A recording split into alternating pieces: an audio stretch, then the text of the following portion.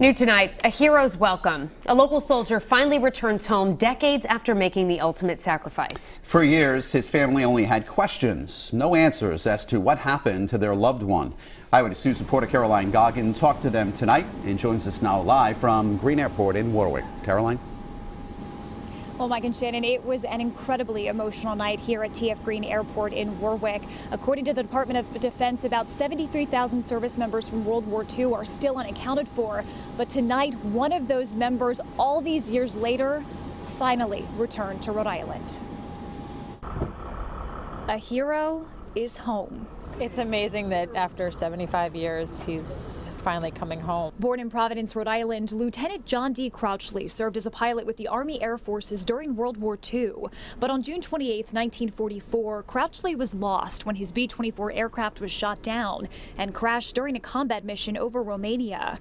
Back at home, his pregnant wife, John, and Autumn's grandmother. But I know that Dudley's memory and the mystery that surrounded all of this weighed on her for her entire life. Dorothy Crouchley passed away about 15 years ago, as did Autumn and John's father. The son, Lieutenant Crouchley, never knew.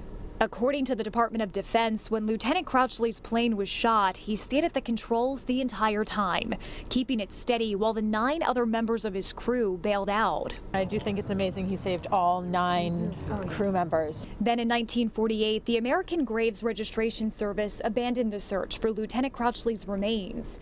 But almost 70 years later, in 2017, a team excavated the alleged crash site overlooking the village of Churin in Bulgaria. They recovered possible remains identified in 2018 as Lieutenant Crouchley's. And the good people of Churin, Bulgaria, actually took his remains from the plane and gave him quite a respectful burial right there at the crash site. But now, all these years later, he's finally getting a proper burial, surrounded by the family who waited on word of his homecoming. Some of the smallest members of that group now able to salute their hero. They understand that in their case, their great-grandfather was a hero that allowed other people to go on and have their own lives and their own families, and it's something that we should be proud of.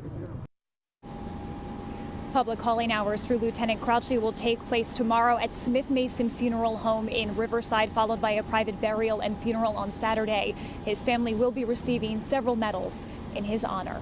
Reporting live in Warwick tonight, I'm Caroline Goggin, Eyewitness News.